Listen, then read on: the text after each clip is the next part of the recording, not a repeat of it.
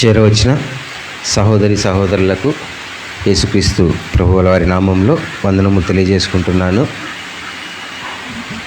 ఇవాళ మరి ప్రపంచంలో ఉన్న ఎక్కువ శాతం మంది మన ప్రభు రక్షకుడైనటువంటి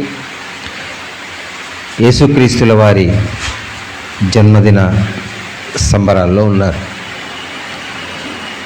సో దానిని మరి అనేక మంది దేవుని వాక్యానుసారముగా మన మనస్సుని అలంకరించుకోవాల్సిన వారముగా ఉండాల్సినటువంటి పరిస్థితుల్లో మనుషుల చేత నిర్మించబడ్డటువంటి హస్తకృతములైన ఆలయములను అలంకరించుకుంటూ వారి విధానాల్లో మరి ఈ యొక్క పుట్టినరోజు లోకానుసారమైన పుట్టినరోజుని చేసుకుంటూ ఉన్నారు. దేవుని కృపను బట్టి ఈ యొక్క సమయాన్ని దేవుడు తన సత్య సంబంధంగా ఎంచుకున్న మనల్ని ఏకం చేసి ఆయన మాటలను, సత్య సంబంధమైన మాటలను వినటానికి మనల్ని సిద్ధపాటు చేసి ఉన్నాడు కనుక దీనిని బట్టి దేవునికి కృతజ్ఞతలు చెల్లించుకుంటూ వాక్యాన్ని సంక్షిప్తంగా జాగ్రత్తగా మనం ఆలోచించుకుందాం. యాజ్ యూజువల్ మీకు అందరికీ తెలిసినట్లే ఈరోజు మనము తెలుసుకోబోతున్నటువంటి అంశము యేసుక్రీస్తు ప్రభుల వారు పుట్టిన తరువాత ఆయన బాల్యానికి సంబంధించిన విషయంలో 4 ముఖ్యమైన విషయాలు. అందులో ఒక విషయము ధర్మశాస్త్రంలోనూ చెప్పబడింది. ధర్మశాస్త్రం రాకముందు కూడా అబ్రహాం గారికి ఆజ్ఞాపించబడిన విషయము. మిగిలిన 3 విషయాలు కూడా, ఈ విషయం కూడా మొదటి విషయం కూడా ధర్మశాస్త్రంలో చెప్పబడింది. మిగిలిన 3 విషయాలు ధర్మశాస్త్రంలో ప్రత్యేకంగా చెప్పడం జరిగింది. ఈ ధర్మశాస్త్రం అన్నది రాబోతున్న మేలుల ఛాయ అన్నది స్పష్టముగా మనకందరికి కూడా తెలిసిన విషయమే. సో ఈ బాల్యములో ఆయన విషయంలో బాలయేసు అనే పదము వాడటం అంటే ఒక వేరే కాన్సెప్ట్లో నేను వాడట్లేదు. బాలయేసు అంటే యేసుక్రీస్తు ప్రభుల వారు బాలుడిగా ఉన్నప్పుడు జరిగిన సందర్భం. అంటే బాలయేసు అంటే వేరే కాన్సెప్ట్లోకి వెళ్ళిపోతుంది ఆ పదము. కాబట్టి యేసుక్రీస్తు ప్రభుల వారు బాలుడిగా ఉన్నప్పుడు జరిగిన ఒక సందర్భాన్ని మనం జ్ఞాపకం చేసుకొని ఆ సందర్భంలో ఏ విషయాలు చెప్పబడ్డాయి, ధర్మశాస్త్ర సంబంధమైన విషయాలు, ఆ విషయం వెనక ఉన్నటువంటి నేటి మన పాఠం ఏమిటి అన్నది మనం చూసుకుందాం. ఎందుకంటే వెరీ సింపుల్ థింగ్, మనకందరికీ చాలా ఒక తేలికైన విషయం ఏంటంటే, సింపుల్గా గ్రహించే విషయం, ధర్మశాస్త్ర సంబంధమైన విషయాలన్నిటి నెరవేర్పు కూడా నిజ స్వరూపం క్రీస్తులో ఉంది. క్రీస్తులో ఉందంటే క్రీస్తులో భాగమైన వారిలో కూడా ఆ స్వరూపం ఉంది. ఆయన శరీరంగా ఉన్న వారిలో కూడా అది నెరవేరుతూ ఉంది. నెరవేర్చాల్సిన బాధ్యత శరీరానికి కూడా ఉంది. కాబట్టి ఆ నెరవేర్పు ఏమిటో కూడా ఆ వాక్యాన్ని చూసుకొని మనము సంక్షిప్తంగా ఈరోజు వాక్యాన్ని చూసుకుందాము. లూకా గారు రాసినటువంటి సువార్త, లూకా సువార్త 2వ అధ్యాయము 21వ వచనము నుండి 24వ వచనం వరకు. లూకా సువార్త 2వ అధ్యాయము 21వ వచనం నుండి 24వ వచనం వరకు. ఆ శిశువునకు సున్నతి చేయవలసిన 8వ దినము వచ్చినప్పుడు గర్భమందాయన పడక మునుపు దేవదూత చేత పెట్టబడిన యేసు అని పేరు వారు ఆయనకు పెట్టిరి.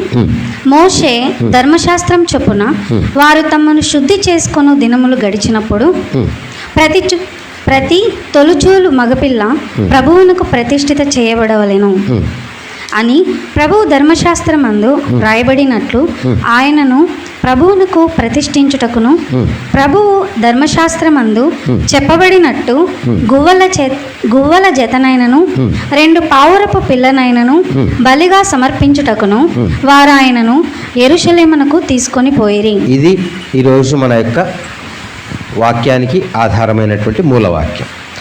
ఈ యొక్క వాక్యాన్ని మనం గమనించినప్పుడు ఆ శిశువునకు అనగా ఎవరికి? యేసుక్రీస్తు కిందనే ఉంది. యేసు అనే పేరు ఆయనకు పెట్టబడింది అని చెప్పేసి. సో యేసుక్రీస్తు ప్రభుల వారికి సంబంధించిన చిన్నప్పటి విషయము, బాల్యానికి సంబంధించిన విషయం ఏంటంటే, సున్నతి చేయవలసిన 8వ దినము వచ్చినప్పుడు. సున్నతి మొదటి అంశం ఇక్కడ రాయబడిన ధర్మశాస్త్ర నెరవేర్పు ప్రభువులో జరిగిన అంశము సున్నతి. ఆ తర్వాత 22వ వచనంలో మోషే ధర్మశాస్త్రము చొప్పున వారు తమ్మును శుద్ధి చేసుకునే దినములు ధర్మశాస్త్రము చొప్పున శుద్ధి చేసుకున్న దినములు గడిచినప్పుడు. 2వ అంశము. 3వది ప్రతి తొలిచూలు మగపిల్ల ప్రభువుకు ప్రతిష్ట చేయబడవలెను. 3వ ఆజ్ఞ.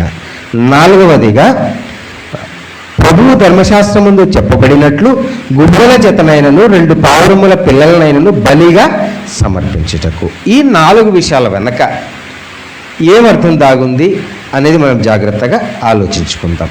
ఇక్కడ ఒక ఆశ్చర్యకరమైన విషయం ఏంటంటే, ఆయనకు పేరు ఎప్పుడు పెట్టబడింది? యాక్చువల్గా జనరల్గా మనం కూడా మనకు పిల్లలు పుట్టేటప్పుడు మనము కొన్ని పేర్లు అనుకుంటాం. సో మనం అనుకుంటాం పేరు పెట్టాలి అని చెప్పేసి. మీకు జ్ఞాపకం చేస్తున్నా నేను. అంటే నాకు పర్సనల్గా ఆడపిల్ల అంటే చాలా ఇష్టంగా ఉండే. మొదటిసారి పెద్దోడు, రెండోసారి నేను ఫిక్స్ అయిపోయి మొదటిసారి పెద్దోడు కదా, రెండోసారి 110% దేవుడు నాకు ఆడపిల్లని ఇస్తాడు అని చెప్పేసి అనుకొని శరణ్య అని పేరు కూడా పెట్టేసుకున్నా. కానీ చిన్నోడు వచ్చేసాడు. సో ఎందుకు జస్ట్ జ్ఞాపకం చేస్తున్నానంటే, ఇక్కడ ప్రభువుకు పేరు పెట్టింది ఎవరు? దేవదూతలు. అంటే దేవుడే ప్రభువుకి ఏం చేశాడు? దేవదూతల ద్వారా ఒక పేరు పెట్టాడు. ఆయన ఈ లోకంలోనికి రాకముందే. మనము కన్వెన్షన్కి వెళ్ళి వచ్చినప్పటి నుంచి మళ్ళీ నెక్స్ట్ ఇయర్ కన్వెన్షన్ ఎప్పుడైనా ఎదురు చూస్తాం. వర్మ బ్రదర్ ఇక్కడికి ఏ సందర్భంలో వస్తారో మనం క్యాల్కులేట్ చేసుకుంటాం. అప్పుడు వస్తారా, ఇప్పుడు వస్తారా, ఒక సందర్భాన్ని మననం చేసుకుంటూ ఉంటాం.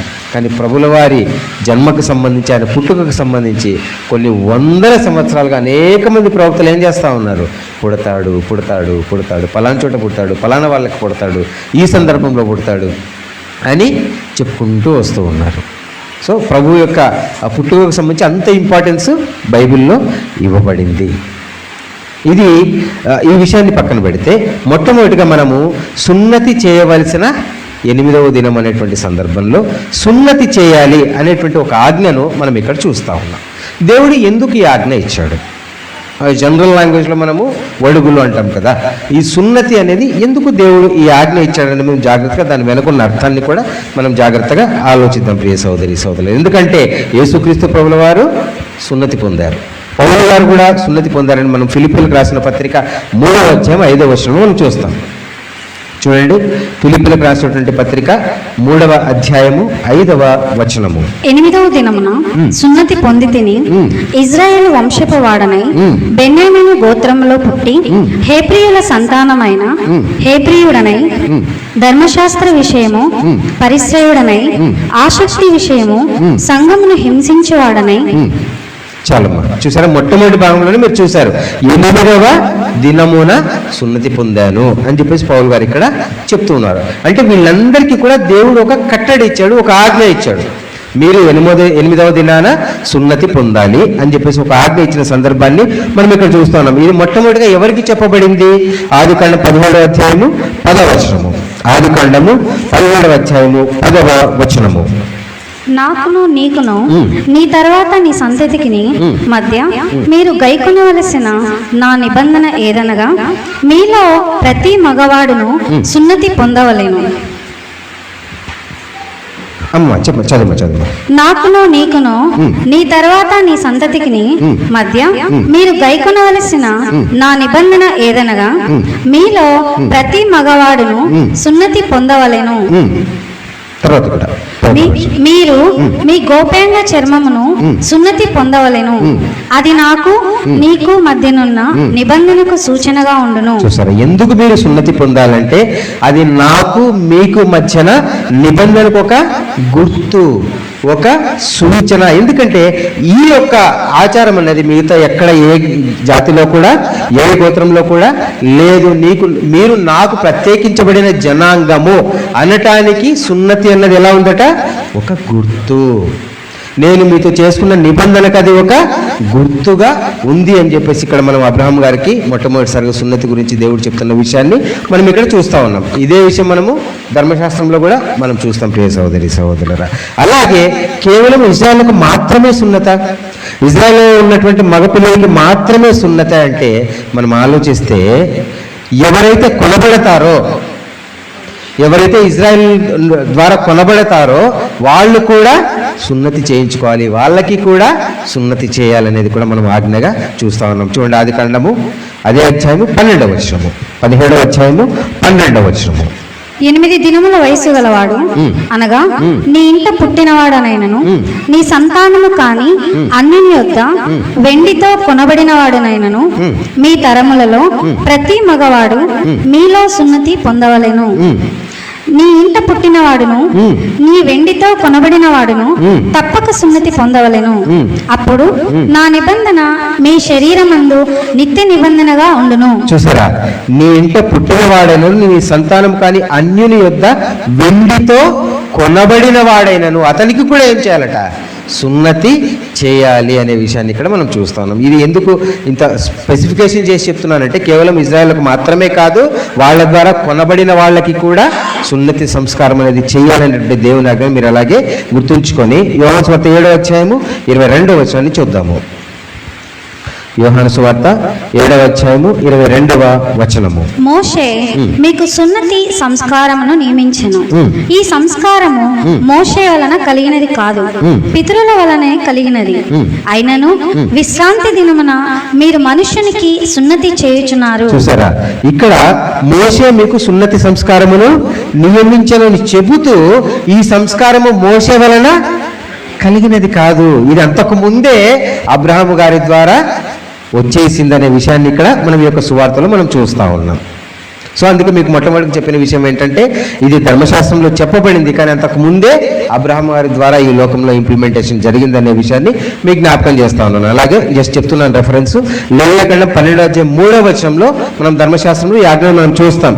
8వ దినమున బిడ్డకు సున్నతి చేయింపవలెను. ఇప్పుడు మనం మాట్లాడుతున్నదంతా ప్రజెన్స్లో ఉండి మళ్ళీ జ్ఞాపకం చేస్తున్నాను ఉండమని చెప్పేసి సున్నతి గురించి మాట్లాడుతూ ఉన్నాం. ఎన్నో దినాన్ని సున్నతి చేయాలి? 8వ దినాన సున్నతి చేయాలి. ఇది ఒక ఆచారంగా వస్తూ ఉందనే విషయాన్ని మనం జ్ఞాపకం ఉంచుకుందాం ప్రియ సహోదరి సహోదరులు. ఇక్కడ కేవలం ఇజ్రాయెల్ మాత్రమే కాదు, వాళ్ళ ద్వారా ఎవరైతే కొనబడ్డారో వాళ్ళకి కూడా సున్నతి సంస్కారము ఉంది అనే విషయాన్ని ఇక్కడ చూస్తున్నాం. ఇది ఆయన ఎందుకు ఏర్పరిచాడు? ఒక నిబంధనకి గుర్తుగా, మీరు నా జనాంగము అనే నిబంధనకు ఒక సూచనగా ఇది ఉంటుంది అని దేవుడు మాట్లాడిన విషయాన్ని కూడా మనం చూస్తూ ఉన్నాం. మరి దీని నెరవేర్పు ఏమిటి? ప్రతిదీ కూడా ఏ విషయం తీసుకున్నా కూడా ధర్మశాస్త్ర సంబంధమైన శరీర సంబంధమైన ఆచారాలు ఏవైతే ఉన్నాయో ప్రతిదీ మళ్ళీ నొక్కి ఒక్క నుంచి చెబుతూ ఉన్నాను, ప్రతి ఆచారము కూడా ఒక ఆత్మ సంబంధమైన దానికే మనల్ని తీసుకెళ్తుంది అనేది జ్ఞాపకం ఉంచుకుందాం. చూడండి, ద్వితీయోపదేశకాండము 30వ అధ్యాయము 6వ వచనము. ద్వితీయోపదేశకాండము 30వ అధ్యాయము 6వ వచనము. మరియు నీవు బ్రతుకుటకై నీ పూర్ణ హృదయంతోను నీ పూర్ణ ఆత్మతోను నీ దేవుడైన యెహోవాను ప్రేమించునట్లు నీ దేవుడైన యెహోవా తనకు లోబడుటకు నీ హృదయమునకును నీ సంతతి వారి హృదయమునకును సున్నతి చేయును. చూసారా, ఎందుకు ఏర్పాటు చేశారు అంటే, ఎందుకు దేవుడు ఏర్పాటు చేశాడు అంటే, యెహోవా తనకు లోబడుటకు, నీ దేవుడైన యెహోవా తనకు లోబడుటకు నీ హృదయమునకును నీ సంతతి వారి హృదయమునకును ఏం చేస్తాడట? సున్నతి చేయును. శరీర సంబంధమైనటువంటి ఆనాటి సున్నతి నేటి హృదయ సంబంధమైన సున్నతిని సూచిస్తూ ఉంది ప్రియ సహోదరి సహోదరు. అందుకే ఆనాడది శరీరాచారంగా దేవుడు చెప్పాడు. ఈనాటి నెరవేర్పు ఏమిటి? హృదయ సంబంధమైన సున్నతి దేవుడు మీకు చేస్తాడు అనేటువంటి మాటని ద్వితీయోపదేశకాండంలో మనం చూస్తూ ఉన్నాం. అది ఎవరికి మాత్రమే యాక్చువల్గా జనం ఏమనుకుంటారు? కేవలము ఇజ్రాయెల్కి మాత్రమే అనుకుంటారు. కానీ ఇజ్రాయెల్లోకి వచ్చేటువంటి అన్యుడు అనగా కొనబడిన అన్యుడికి కూడా సున్నతి చేయించాలి. ఎక్కడ కొడుతుంది మనకి కదా? శ్రేష్టమైన ఒలివ మొక్కకి అన్యులమైన మనల్ని ఏం చేశాడు? ఆయన చేశాడు, అంటు కట్టబడ్డాడు. అన్యులు కొనబడితే అది వాళ్ళకి సున్నతి చేయాలి. అన్యులమైన మనల్ని ఆయన శ్రేష్టమైన రక్తము చేత ఏం చేశాడు? కొన్నాడు. వాళ్ళు వెండితో కొన్నారు. ప్రభు ఏం చేశాడు? మనల్ని రక్తము చేత కొన్నాడు. కొని శ్రేష్టమైన ఒలివ మొక్కకు, అనగా శరీర సంబంధమైన సున్నతి అయినటువంటి ఆచారం ఉన్నటువంటి ఒలివ మొక్కకు మనల్ని తీసుకొచ్చి అంటుకట్టాడు. కాబట్టి మనం కూడా ఎలా ఉండాలి? సున్నతి సంస్కారము ఉండాలి మనలో కూడా, కానీ శరీర సంబంధమైన సున్నతి కాదు. ఇది హృదయ సంబంధమైన సున్నతి. చూడండి ఒకసారి రోమీయులకు రాసినటువంటి పత్రిక 2వ అధ్యాయము 29వ వచనము. రోమీయులకు రాసినటువంటి పత్రిక 2వ అధ్యాయము 29వ వచనము. అయితే అంతరంగమందు యూదుడైన వాడే యూదుడు, మరియు సున్నతి హృదయ సంబంధమైనదే, ఆత్మయందు జరుగునదే గాని అక్షరము వలన కలిగినది కాదు. అట్టి వానికి మెప్పు మనుషుల వలన కలుగదు, దేవుని వలనే కలుగును. చూసారా? ఇంతకు మునుపు శరీర సంబంధమైన సున్నతి లిటరల్గా ఆ శరీర సంబంధమైన సున్నతి ద్వారానే ఇతను ఇశ్రాయేలీయుడు, ఇతను అబ్రాహాము సంతానము అని గుర్తింపబడేవాళ్ళు. కానీ క్రీస్తు న్యాయం వచ్చిన తర్వాత, ఆ ప్రేమలోనికి మనం వచ్చిన తర్వాత ఏం మాట్లాడుతున్నారు పౌలు గారు ఇక్కడ రోమీయులకు పత్రిక రాస్తూ, అంతరంగమందు యూదుడు అయిన వాడే యూదుడు, మరియు సున్నతి హృదయ సంబంధమైనదే. ఇక శరీర సంబంధమైంది కాదు, అది హృదయ సంబంధమైనదే.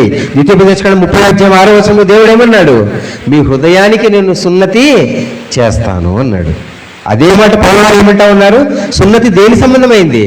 హృదయ సంబంధమైనదే, ఆత్మయందు జరుగునదే గాని అక్షరము వల్ల కలుగునది కాదు.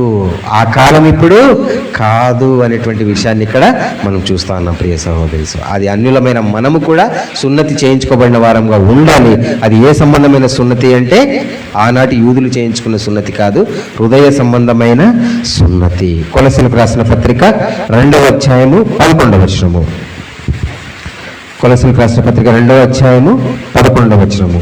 మీరును క్రీస్తు సున్నతి యందు శరీరిచ్ఛలతో కూడిన స్వభావమును విసర్జించి ఆయన యందు చేతులతో చేయబడిన సున్నతి పొంది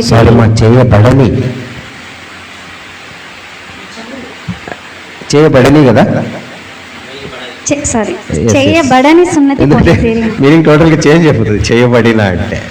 ఓకే, సో ఎంత క్లియర్గా ఇక్కడ మనం వాక్యాన్ని చూస్తున్నామంటే, మీరు క్రీస్తు సున్నతిలోకి మనం వచ్చిన తర్వాత శరీరేచ్ఛలతో కూడిన మన స్వభావాన్ని విసర్జించి ఆయన యందు క్రీస్తులో ప్రభువులో చేతులతో చేయబడని సున్నతి పొందితిమి. అంతవరకు చేతులతో చేయబడే సున్నతి వాళ్ళు పొందారు, కానీ ఇవాళ మనం ఎలాంటి సున్నతి పొందుతున్నామట? చేతులతో చేయబడని హృదయ సంబంధమైన సున్నతిని మనం ప్రభువులో పొందుతూ ఉన్నాము అని చెప్పేసి ఇక్కడ మనం గమనించగలుగుతున్నాము. అలాగే 3వ అధ్యాయం 11వ వచనం. 3వ అధ్యాయం కొలస్సీయులకు రాసిన పత్రిక 3వ అధ్యాయం 11వ వచనం. ఇట్టి వారిలో గ్రీకు దేశస్థుడని యూదుడని భేదం లేదు, సున్నతి పొందుట ఎందని సున్నతి పొందకపోవట ఎందని భేదము లేదు, పరదేశి అని సిదీయుడని దాసుడని స్వతంత్రుడని లేదు గాని క్రీస్తే సర్వమును అందరిలో ఉన్నవాడనై ఉన్నాడు. ఇక్కడ కూడా చాలా క్లియర్గా అక్కడ జరిగిన కాంటెస్ట్ని బట్టి, అంటే సున్నతి పొందాలి పొందకూడదు అనేటువంటి సంఘం మెల్లిమెల్లి ఏమవుతుంది? ఆదిమ సంఘంలో పాత వాళ్ళు కొత్త వాళ్ళు కలిసిపోతున్నారు, ఆచారాలు అలాగే వస్తూ ఉన్న సందర్భంలో ఆ మార్పును మనం ఇక్కడ గమనించగలం. సో సున్నతి పొందుటలోను పొందకపోవటంలోనూ ఏమీ లేదు, సున్నతి పొందకపోయినా కూడా ఎలాంటి భేదము పడదు అనేటువంటి మాటని ఇక్కడ పౌలు గారి మాట ద్వారా మనం చూస్తూ ఉన్నాము. అలాగే గల్తీయులకు రాసిన పత్రిక 5వ అధ్యాయము 6వ వచనము. గల్తీయులకు రాసినటువంటి పత్రిక 5వ అధ్యాయము 6వ వచనము. యేసుక్రీస్తు నందున్న వారికి సున్నతి పొందుట ఎందేమీ లేదు, పొందకపోవట ఎందేమీ లేదు గాని ప్రేమ వలన కార్యసాధకమగు విశ్వాసమే ప్రయోజనకరమగును. అంతకుముందు సున్నతి అనేది నిబంధన, ఇప్పుడు హృదయ సంబంధమైన సున్నతి అనేది, చేతులు చేయబడని సున్నతి అనేది నిబంధన. ఈ చేతులతో చేయబడని సున్నతి ఎలాంటి రిఫ్లెక్షన్ ఇస్తుంది మనిషిలో అంటే, కార్యసాధకమగు విశ్వాసమే ప్రయోజనకరము. ఇది ఎప్పుడైతే మనం కలిగి ఉంటామో ఆ నిబంధనలోకి మనం వస్తూ ఉన్నామనే విషయాన్ని, అనగా శ్రేష్టమైన ఒలివ మొక్కకి మనం అంటూ కట్టబడినట్లుగా భావించబడతాము. సున్నతి ఉండాలి, సున్నతి చేయించబడాలి మనము, కానీ హృదయ సంబంధమైన సున్నతి అనే విషయాన్ని ఇక్కడ మనం చూస్తాము. సో ఇంతవరకు మనం గమనించి సున్నతి అనేటువంటి అంశాన్ని క్లుప్తంగా మనం చూసుకున్నాము. శరీర సంబంధమైన సున్నతి ఆనాటి ఇజ్రాయేల్కి ఇవ్వబడితే, ఆత్మ సంబంధమైన సున్నతి ఈనాటి ఆత్మ సంబంధమైన ఇజ్రాయేలమైన మనకి ఇవ్వబడిందనే విషయాన్ని మనం ఇక్కడ గమనించాం ప్రియులారా. అలాగే ఇక రెండవ మాటను మనం చూస్తాము. లూకాసు వార్త 2వ అధ్యాయము 22వ వచనము. లూకాసు వార్త 2వ అధ్యాయము 22వ వచనము. మోషే ధర్మశాస్త్రం చొప్పున వారు తమను శుద్ధి చేసుకొని దినములు గడిచినప్పుడు ప్రతి తొలుచూలు మగపిల్ల ప్రభువునకు ప్రతిష్ఠిత చేయబడవలెను. చూసారా, మోషే ధర్మశాస్త్రము చొప్పున వారు తమ్మును శుద్ధి చేసుకొని దినములు గడిచినప్పుడు, అంటే ఎవరైతే స్త్రీ డెలివరీ అవుతుందో ఆ స్త్రీ ఏం చేయాలట? తను శుద్ధి చేసుకునే దినాలు, మగపిల్లలు కన్నప్పుడు ఆడపిల్లని కన్నప్పుడు డిఫరెంట్ డేస్ ఉన్నాయి. 33 రోజులు మగపిల్లాన్ని కన్నప్పుడు, ఆడపిల్లని కన్నప్పుడు 66 రోజులు అనే విషయాన్ని మనం గత కాలంలో చూస్తున్నాం ఆ యొక్క వాక్యాన్ని. సో రక్తశుద్ధి చేసుకునేటువంటి దినాలు కొన్ని స్త్రీలకు ఇచ్చాడు దేవుడు. ఇది శరీర సంబంధమైంది. సో ఈ శరీర సంబంధమైన ఆజ్ఞ ఎందుకు దేవుడు ఇచ్చాడు? సో దీనిని బట్టి చాలామంది, ఒకసారి నాకు మా నుండి ఫోన్ వచ్చింది, అన్న లేడీస్ మెన్సెస్ అయితే చర్చికి రావచ్చా అని చెప్పేసి. ఇంకా ఎక్కడున్నారు నాయన మీరు? అది సంబంధమే లేదు. శరీర ధర్మానికి మనం చర్చికి రావడానికి అసలు సంబంధమే లేదు అని ఈ ఎక్స్ప్లెనేషన్ వాళ్ళకు చెప్పడం జరిగింది. సో దేవుడు ఒక ఆజ్ఞ ఇచ్చాడు, స్త్రీలు ఆ శుద్ధి చేసుకునే దినాల్లో ఎవరు ఆమెను ముట్టకూడదు, 7 రోజులు ఆమె పక్కన ఉండాలి అని చెప్పేసి ఆ తర్వాత మనం చూస్తాం. చూడండి, లేవియాకాండం 12వ అధ్యాయము ఈ మాట ఎందుకు చెప్పాడు, ఏ సందర్భంలో చెప్పాడు చూడండి. లేవియాకాండము 12వ అధ్యాయము మొదటి 3 వచనములు, మొదటి 4 వచనములు. మరియు యెహోవా మోషేకు ఇలాగు సెలవిచ్చెను, నీవు ఇజ్రాయేలుతో ఇట్లనము, ఒక స్త్రీ గర్భవతి అయి మగపిల్లను కనిన ఎడల ఆమె 7 దినములు పురిటాలై ఉండవలెను. ఆమె తాను ముట్టుదై కడగా నుండు దినముల లెక్కను బట్టి పురిటాలై ఉండవలెను. 8వ దినమున బిడ్డకు సున్నతి చేయింపవలెను. ఆమె తన రక్తశుద్ధి కొరకు 33 దినముల నుండి తన రక్తశుద్ధి దినములు సంపూర్ణ మగు వరకు ఆమె పరిశుద్ధమైన దేనినైనను ముట్టకూడదు, పరిశుద్ధ స్థలములో ప్రవేశింపకూడదు. ఇక్కడ ఇవ్వబడిన ఆజ్ఞ ఏదైతే ఉందో దానిని అక్కడ మనము చూస్తూ ఉన్నాము. తమ్మును శుద్ధి చేసుకొని దినములు గడిచినప్పుడు. ఎందుకు దేవుడి మాట చెప్పాడు, దీని వెనక ఉన్నటువంటి అర్థం ఏమిటంటే మేము జాగ్రత్తగా గమనించుకుందాం. అలాగే లేవియాకాండం 10వ అధ్యాయం 19వ వచనం. లేవియాకాండము 15వ అధ్యాయము 19వ వచనము. స్త్రీ దేహమందుండు స్రావము రక్తస్రావమైన ఎడల ఆమె 7 దినములు కడగా ఉండవలెను. ఆమెను ముట్టువారందరూ సాయంకాలం వరకు అపవిత్రులు అగుదురు. సో ఇక్కడ ఆమెను ముడితే ఏమవుతారట? అపవిత్రమైపోతారు అనేది ఇక్కడ మనం చూస్తూ ఉన్నాం. సో ఎందుకు అపవిత్రం అవుతారు? సో స్త్రీ అలాంటి ధర్మం స్త్రీ శరీరంలో జరిగినప్పుడు అదేమైనా పాపమా? ఖచ్చితముగా పాపం కాదు. మీరు ఇంగ్లీష్లో చూస్తే అన్క్లీన్ అని వస్తుంది. ఇట్స్ నాట్ సిన్, పాపం కాదు. పరిశుభ్రత లేనటువంటి స్థితిని అక్కడ సూచిస్తుంది, కానీ పాపంగా దేవుడు అక్కడ మాట్లాడలేదన్నది మీరు గమనించాలి. ఆ యొక్క ధర్మం ఎందుకు జరుగుతుంది అంటే, ఇది నేను ప్రిపేర్ అవుతున్నప్పుడు చెప్పే విషయం క్లారిటీ ఉండాలి కాబట్టి నా ఫ్రెండ్స్లో ఉన్నటువంటి డాక్టర్స్తో మాట్లాడి చాట్ చేసి నా దగ్గర ఉంది అదంతా కూడా. ఎందుకు ఇలా జరుగుతుంది అని తెలుసుకున్నప్పుడు, స్త్రీ యొక్క శరీరంలో గర్భాశయంలో గర్భము ఏర్పడినప్పుడు అది సురక్షితంగా ఉండటానికి రక్తనాళాలు గర్భాశయంలో ఏర్పడి ఉంటాయి. సో గర్భము ఏర్పడినప్పుడు అది మెత్తగా ఉండటానికి ఒక స్పాంజ్ లాంటి ఏర్పాటు శరీరంలో ఉంటుంది.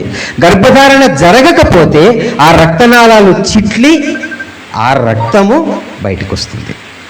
ఇది ఆ ధర్మం, స్త్రీ శరీరంలో ఉన్నటువంటి ధర్మం. సో నేను ఎందుకు ఇదంతా మీకు ఎక్స్ప్లెయిన్ చేశానంటే, రక్తనాళాలు చిట్లి ఆ రక్తము బయటికి రావటం అంటే వ్యర్థమైన రక్తం ఏమవుతుంది? స్త్రీ స్రవిస్తూ ఉంది. ఇది అన్క్లీన్ అన్నారు ఇంగ్లీష్ బైబిల్లో. ఓకే, సో ఇది మనం గమనించినప్పుడు దేవుడు దీని ద్వారా మనకేం చేస్తా ఉన్నాడు? వ్యర్థమైన రక్తము అంటే దాంట్లో జీవం లేదు. జీవము లేనటువంటి రక్తనాళంలో ఉన్నప్పుడే దాంట్లో జీవం ఉంది, మనిషికి ఉపయోగకరం. ఎప్పుడైతే గర్భధారణ జరగలేదో ఆ మెన్సెస్ అనేది కంటిన్యూ అవుతుంది, ఆ రక్తనాళాలు చిట్లి, ఎందుకంటే ఆ స్పాంజ్ లాంటి వాతావరణం అక్కడ అవసరం లేదు. సో అది చిట్లి ఆ రక్తమే స్రవించబడుతూ ఉంది. అంటే వ్యర్థమైనటువంటి రక్తం, దాంట్లో జీవము లేదు పిల్లలారా. ఎందుకు ఈ ఏర్పాటు దేవుడు చేశాడు? ఇంకా కొత్త నిబంధనలో ఆ నియమం లేదు ఇక మనకి, స్త్రీలకు ఆ నియమము లేదు. ఎందుకంటే కొత్త నిబంధనలకు వచ్చేటప్పటికి స్త్రీకి పురుషునికి వేరే వేరే నియమాలు ఏవి కూడా లేవు అనేది మనము గమనించాలి శరీర సంబంధమైన విషయంలో. సో ఆ నిర్జీవమైన రక్తం దేన్ని సూచిస్తుంది? ఎప్పుడైతే ఆ నిర్జీవమైన రక్తం అంతా వెళ్ళిపోయి స్త్రీ ఉంటుందో అప్పుడు మామూలు స్థితికి ఆ స్త్రీ అనేది వస్తుంది. అంటే ఎవరైనా ముట్టొచ్చు, నార్మల్గా ఆ స్త్రీ తన జీవితాన్ని గడపొచ్చు అనే విషయం మనం గమనించాలి. సో దీన్ని బట్టి మనం ఏం ఆలోచించగలగాలి, దేవుడు ఏం చెప్తున్నాడు అని మనం ఆలోచిస్తే, నిర్జీవమైన రక్తం బాడీలోంచి వెళ్ళిపోయిన తర్వాత స్త్రీ ఎలా పరిశుద్ధురాలు అవుతుందో, అంటే అపరిశుభ్రత లేని స్త్రీగా ఎంచబడుతుందో, మనలో కూడా ఉన్నటువంటి నిర్జీవమైన విషయాలు ఏవైనా ఉంటే అది కూడా ఏం చేయాలి? ఇప్పుడు స్త్రీ పురుషుడు అనే మాట లేదు ఇక్కడ. ఎవరైనా ప్రభువులో ఉన్నవాళ్ళు వాళ్ళలో ఉన్నటువంటి నిర్జీవమైన క్రియలను ఏం చేయాలట? వదిలి వేస్తేనే అతను పరిశుద్ధంగా ఉంటాడు. మనం ఎన్నోసార్లు నాకు తెలిసి కొన్ని వందల సార్లు జ్ఞాపకం చేసుకున్నాం. ఒక పరిశుద్ధత అన్నదానికి పారామీటర్ ఏంటి? పరిశుద్ధంగా ఉండటానికి కొలమానం ఏమిటి అంటే బోధ చేయటం కాదు, బోధ వినటం కాదు, వాక్యం చదవటం కాదు, జ్ఞానం ఉండటం కాదు, మందిరానికి రావటం కాదు, కానీ మన మనసులో ఉన్న వాక్యాన్ని బయట మన దైనందిన జీవితంలో ఎలా అమలు చేస్తున్నామన్న దాంట్లో మాత్రమే ఉంటుంది. ఇవన్నీ నేను చెప్పిన క్రియలు కాకుండా అయితే ఒక మత సంబంధంగానో లేదా సత్య సంబంధంగానో కనిపించే క్రియలు ఎన్ని చేసినా నిర్జీవమైన క్రియ నాలో ఉంది అంటే అది వ్యర్థమైన రక్తంతో సమానం. వాటిని నేనేం చేయాలి?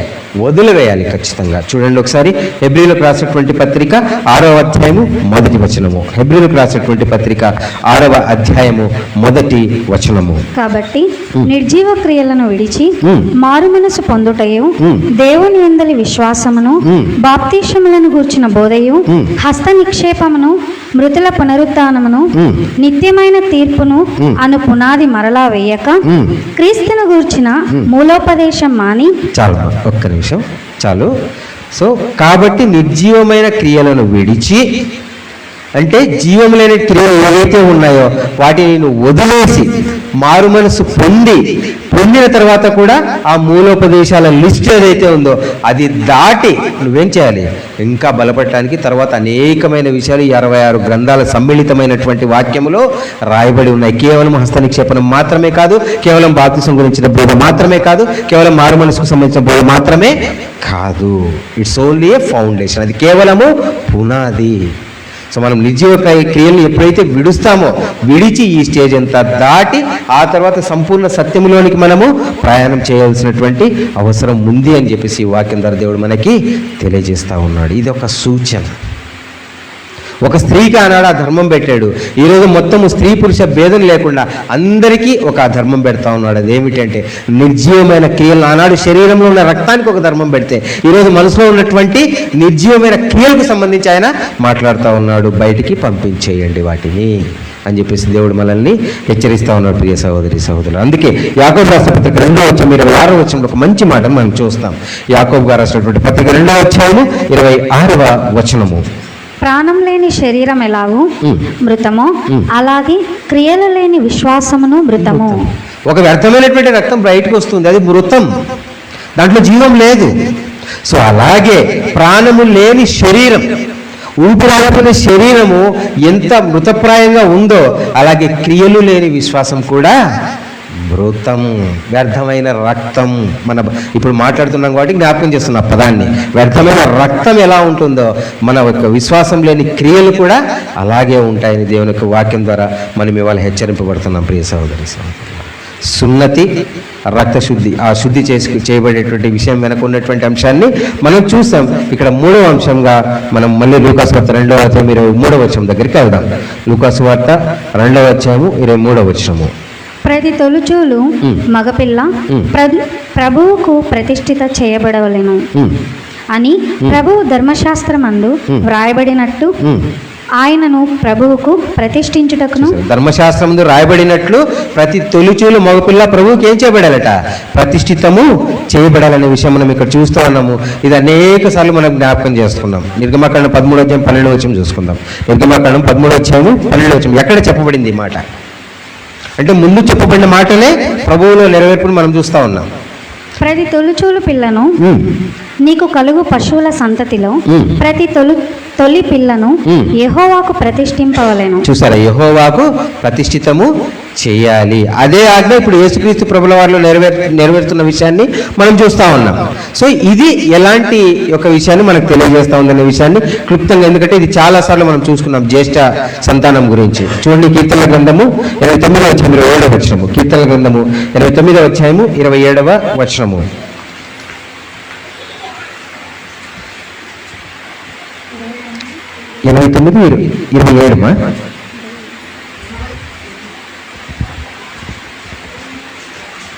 లేదా 89కా? కావున నేను అతన్ని నా జ్యేష్ఠ కుమారునిగా చేయుదును, భూరాజులలో అత్యున్నతునిగా ఉంచెదను.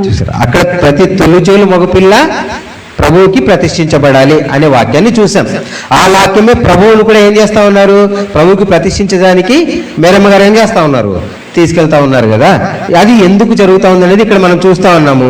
దేవుడు చెప్తున్నాడు, కావున నేను అతని నా జ్యేష్ఠ కుమారునిగా చేయుదును. ఇది ప్రభువుకు సంబంధించిన మాట చెప్తూ ఉన్నాడు. ప్రభువుని ఏం చేస్తున్నాడంటే దేవుడు నా జ్యేష్ఠ కుమారునిగా చేయుదును.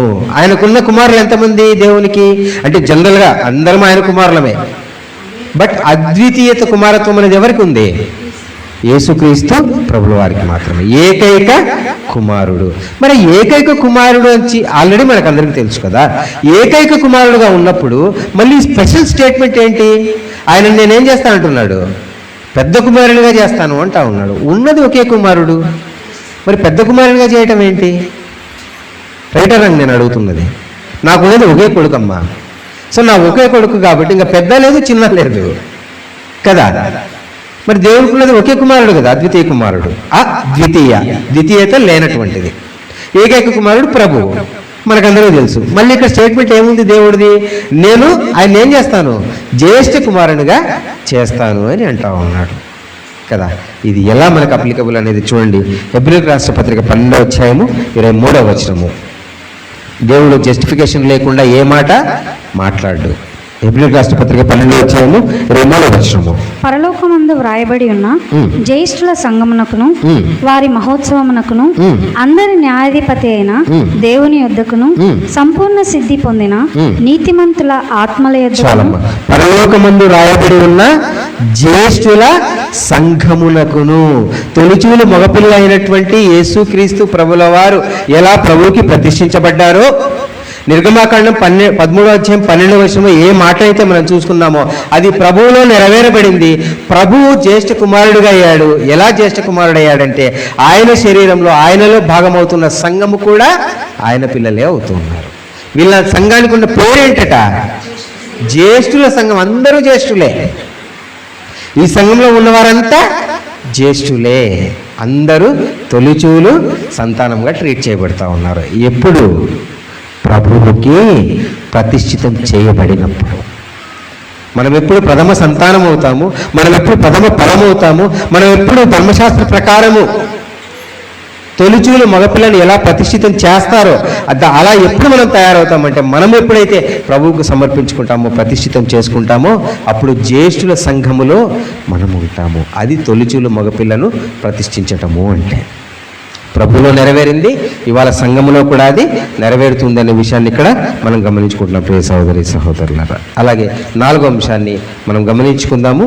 24 లూకాసు వార్త 2:24 ప్రభు ధర్మశాస్త్రమందు చెప్పబడినట్టు గువ్వల జతనైనను 2 పావురపు పిల్లలైనను బలిగా సమర్పించుటకును వారు ఆయనను యెరూషలేమునకు తీసుకొని పోయిరి. చాలా చూసారా, ఎక్కడ చెప్పబడింది? ప్రభు ధర్మశాస్త్రం. మనం ప్రతి మాట చూస్తున్నాం. ప్రభు ధర్మశాస్త్రంలో చెప్పబడిన ప్రకారము, ప్రభు ధర్మశాస్త్రంలో చెప్పబడిన ప్రకారం మొదట సున్నతి చూసుకున్నాం, తర్వాత శుద్ధి చేయబడు దినములు చూసుకున్నాం. ఆ తర్వాత తొలిచూలు మగపిల్ల ప్రతిష్ఠితం చేయడం చూసుకున్నాం. ఇప్పుడు 4వది చివరి అంశాన్ని మనం చూసుకుంటున్నాము. ధర్మశాస్త్రంలో చెప్పబడిన ప్రకారము గువ్వల జతనైనను 2 పావుర పిల్లలనైనను బలిగా అర్పించుటకు తీసుకెళ్లారట యెరూషలేము దేవాలయం దగ్గరికి కదా. ఇది ఎక్కడ చెప్పబడింది? లేవియ కాండము 12వ అధ్యాయము 8వ వచనము. లేవియ కాండం 12వ అధ్యాయం 8వ వచనము. ఆమె గొర్రె పిల్లను తేజాలని ఎడల ఆమె 2 తెల్ల గువ్వలనైనను 2 పావురపు పిల్లలనైనను దహన బలిగా ఒకదానిని పాప పరిహార్థ బలిగా ఒకదానిని తీసుకొని రావలెను. యాజకుడు ఆమె నిమిత్తం ప్రాయచిత్తం చేయగా ఆమెకు పవిత్రత కలుగును. చూసారా ఎవరు ఆమె అంటే? ఎవరైతే డెలివరీ అయిందో ఆ స్త్రీ గురించే ఆ పైన మీరు చూస్తే ఉందన్నమాట. ఎందుకంటే అంతకుముందు 2 వచనం మనం చూసుకున్నాం. సో ఎవరైతే డెలివరీ అయిందో ఆ స్త్రీ ఏం చేయాలట? గొర్రె పిల్లలు తేలేకపోతే 2 తెల్ల గువ్వలైనను 2 పావుర పిల్లలైన. ఇదే మాట మనం లూకాసు వార్త 2వ అధ్యాయం 24వ వచనంలో ప్రభువులో నెరవేర్చబడిన విషయాన్ని మనం ఇక్కడ చూస్తా ఉన్నాము. సో ఈ బలులు అంటూనే హోల్ అండ్ సోల్గా జ్ఞాపకం వచ్చేది మనకి ప్రభువు మాత్రమే. మీరు ధర్మశాస్త్ర సంబంధమైన ఏ బలి తీసుకున్నా కూడా అది ప్రభువులో నెరవేర్చబడిన విషయాన్ని మనం గమనించగలం కదా. ఇప్పుడు జాగ్రత్తగా ఆలోచిస్తే ఆయన బలి అడుగుతూ ఉన్నాడు. నువ్వు గొర్రెపిల్లని దాకపోతే ఈ 2 పక్షులను తీసుకున్నా అని చెప్పేసి ఆయన అంటా ఉన్నాడు కదా. అంటున్న ఆయన ఏం మాట్లాడుతూ ఉన్నాడు చూడండి ఒకసారి. కీర్తనల గ్రంథం మనం చదువుకున్నాం వాక్యాన్ని. కీర్తనల గ్రంథము 50వ అధ్యాయము 9-10 వచనములు. నీ ఇంట నుండి కోడనైనను నీ మందలో నుండి పొట్టేళ్లనైనను నేను తీసుకొనను. అడవి మృగములన్నీ 1000 కొండల మీది పశువులన్నీ నావే గదా. కొండలలోని పక్షులన్నిటినీ నేను ఎరుగుదును. కొండలలోని పక్షులన్నిటినీ, అక్కడ ముందు పక్షులనే కదా. 2 తెల్ల గోపిల్లలు పక్షులనే తెమ్మన్నాడు. దేని గొర్రె పిల్లలు కాకపోతే రెండింటి మాట్లాడుతున్నాడు. ఉన్న పశు సంపద అంతా నాదే కదా, పక్షులన్నీ కూడా నావే కదా. తర్వాత పొలములలోని పశ్వాదులు నా వశమై ఉన్నవి. లోకమును దాని పరిపూర్ణతయు నావే. లోకమును దాని పరిపూర్ణతయు అన్నీ నావే ఆయన అంటా ఉన్నాడు. మరి బలులు ఎందుకు ఆయన అడుగుతూ ఉన్నాడు అనేది జాగ్రత్తగా ఆలోచిస్తే మనకందరికి మళ్ళీ జ్ఞాపకం చేస్తున్న ధర్మశాస్త్ర సంబంధమైన ప్రతి విషయం కూడా ఒక అర్థాన్ని అది సూచిస్తుంది, ఆత్మ సంబంధమైన అర్థాన్ని. అదేమిటో చూద్దాము. హెబ్రీయుల రాసిన పత్రిక 9వ అధ్యాయము 10వ వచనము.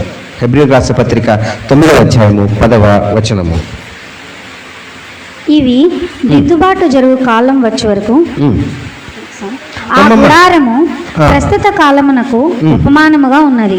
ఈ ఉపమానార్థమును బట్టి మనస్సాక్షి విషయంలో ఆరాధకునికి సంపూర్ణ సిద్ధి కలుగజేయలేని అర్పణలను బలులను అర్పింపబడుచున్నవి. ఇవి దిద్దుబాటు జరుగు కాలం వచ్చే వరకు విధింపబడి అన్నపానములతోనూ నానా విధములైన ప్రక్షాళనములతోనూ సంబంధించిన శరీరాచారములు మాత్రమే శరీరాచారములు మాత్రమే. ఒక సమయం వరకు, ఒక టైం వచ్చేంత వరకు అవి ఎలా ఉన్నాయట? కేవలము ఆచారములు. ఏ బలి కూడా సంపూర్ణ సిద్ధి కలుగజేయబడ నేరవు అనే విషయాన్ని మనం ఇక్కడ చూస్తా ఉన్నాం. మొట్టమొదటి చూస్తాం. ఇది ఎలా ఉందట? ఈ గుడారము ప్రస్తుత కాలమునకు ఉపమానముగా ఉంది. అంటే దేనిలో అది సూచిస్తూ ఉంది అనే విషయాన్ని ఇక్కడ మనం చూస్తా ఉన్నాము. అలాగా బలులు అనేవి కూడా దేనిని సూచిస్తూ ఉన్నాయి అనేది జాగ్రత్తగా మనం ఆలోచిద్దాము. 2 వాక్యాలు చూసుకుని మనం ముగించుకుందాము. పేతురు గారు రాసిన మొదటి పత్రిక 2వ అధ్యాయం 5వ వచనము. పేతురు గారు రాసిన మొదటి పత్రిక 2వ అధ్యాయము 5వ వచనము. యేసుక్రీస్తు ద్వారా దేవునికి అనుకూలములకు ఆత్మ సంబంధమైన బలులు అర్పించుటకు పరిశుద్ధ యాజకులుగా ఉండునట్లు మీరును సజీవమైన రాళ్ళవలే నుండి ఆత్మ సంబంధమైన మందిరముగా కట్టబడుచున్నారు. మనం ఇప్పుడు ఎలా ఉన్నామట? ఆత్మ సంబంధమైన బలులు అర్పించవలసిన వారముగా ఉన్నాము. బలి అర్పించవలసిన వారముగా ఉన్నాము.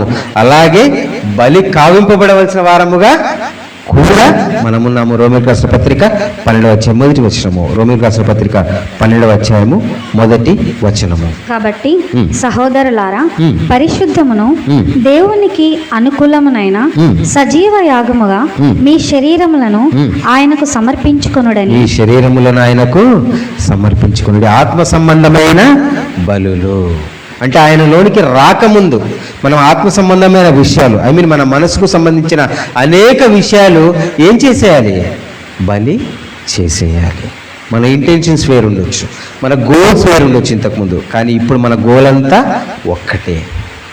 ఆయన వాక్య ప్రకారం మనం జీవించటము, ఆయన ఇచ్చిన బాధ్యత ఏదైతే ఉందో దాన్ని నెరవేర్చుకుంటూ ముందుకెళ్ళటం అనే విషయాన్ని మాత్రమే మన మనసులో ఉంచుకోవాలి.